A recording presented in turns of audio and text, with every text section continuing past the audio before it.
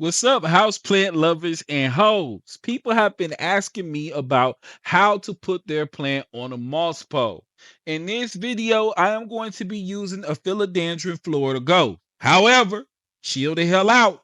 If you are not using a Philodendron Florida Ghost, this video still applies to any plant that develops aerial roots. We are just going to go over the basics of how you successfully get a plant attached to a moss pole so that you have good outcome.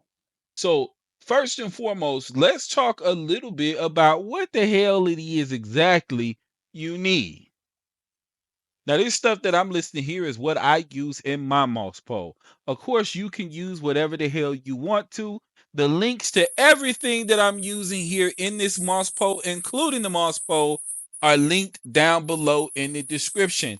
I use a D-shaped moss pole because the back is closed. It allows the actual moss to stay wet longer. When it comes to the ingredients of the actual mix that I put in the pole, mix it all together. The reason why I use the orchid bark and horticultural charcoal and perlite is to make this a little bit chunkier and to keep it from holding too much water, which could create root rot for your plant as it starts to attach. All right, let's move on. Now, as you can see, when it comes to moss poles that I am using, I like to go ahead and put this together. It comes in the box flattened out. Put it together because it makes it easier to stuff it and get the effect that you want. So just go ahead, take the moss, start stuffing it down into the pole. Once it gets to a certain point, it becomes easier if you have like a little shovel or a little trowel, I guess you would call it, to push that stuff down in there. The goal is that you want it packed in enough to where it's not just in there loosely floating around, because if it's really loose in there, what will happen is it'll dry out a whole hell of a lot faster. You also want it to extrude from the front of the moss pole. If there is no substrate, moss, whatever you want to call it, sticking out the front, then it's going to make it a lot harder for your plant to attach.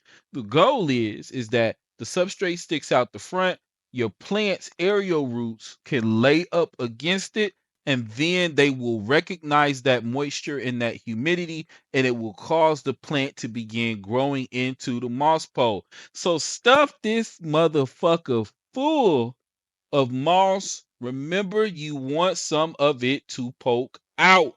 Now the moss pole is done. The substrate that I use in the moss pole is the exact same substrate that I use in the bottom of the actual pot. Now remember, because this substrate is soilless, it lacks the nutrients that your plant needs. What I use is a slow release fertilizer to add in some of the nutrients that the plant will need to thrive. In this case, I am using a basic Miracle Grow shake and feed. It has a lot of different natural elements to it that will feed the soil, feed your plants, and feed the microbes that live within your soil. I simply mix that in because that same substrate that I use in the moss pole, I'm going to use in the pot. Sometimes I add more orchid bark, more of the horticultural charcoal, more perlite to make it a little bit thicker. Because remember, when you water the moss pole, all that water is going to come down through the moss pole and into your pot. You do not want water sitting in the pot, so you want the pot to drain very, very quickly because it could cause root rot. Now, when it comes to placing the moss pole in the pot, we keep it simple. Just take the empty pot and push that moss pole all the way down to the bottom. Putting it down to the bottom or at least to the middle of the pot will make sure that the moss pole is stable. You do not want it moving around. Now take your plant that you are going to put on the moss pole, knock all the soil that exists on it off the roots. Sometimes with some plants this is easy, other plants it's a little bit tougher. This soil that was on here is really loose. I was able to expose the roots really quick, as you can see.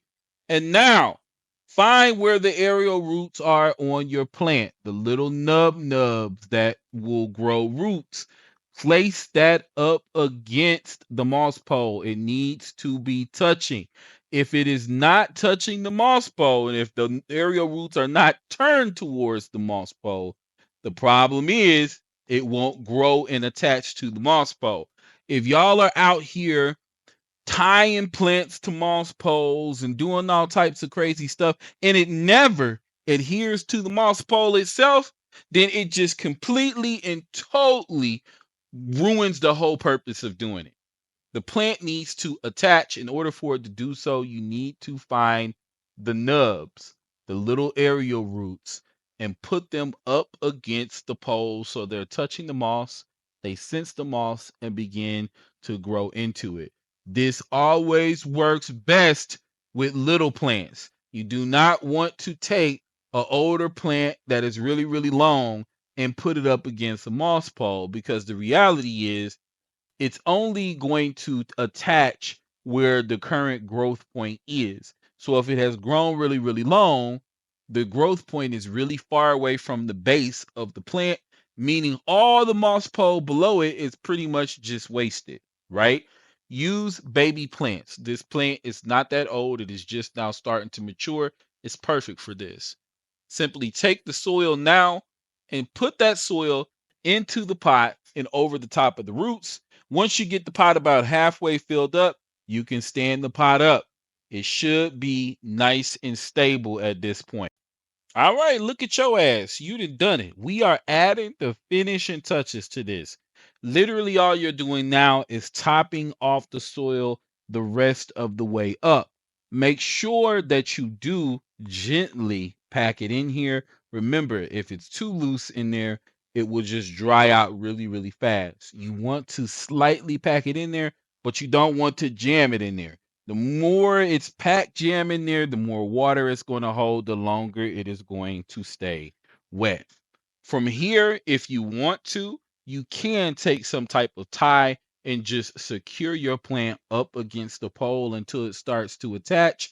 But the goal from now on out is to simply water the moss pole, keeping it moist. The way that I water the moss pole is I take a plastic bottle, I drill 2 holes in that plastic bottle, the top of it. You drill 2 holes in the top of it, and then you turn it upside down and leave it on the moss pole. And what it will do is slowly moisturize that pole. I do not water the actual pot unless I notice that it's drying out extremely. But if you keep the moss pole moist, what will happen is plant will sense that the water is in the moss pole, which will cause the plant to grow and attach into the moss pole quicker. Of course, if you continue to focus on watering the soil first, then the plant is, of course, going to continue to develop roots in the pot mainly. We want it to start attaching to the actual moss pole. So that's a moss pole in a nutshell. This applies to literally any plant that has aerial roots that grows up the sides of other plants or structures. It's all the same for every single plant. Okay. Well, if you guys like what you've seen here today and you found my ass to be helpful, you can support this page with no cost to you. Like, subscribe, comment down below if you have any questions or concerns about moss poles.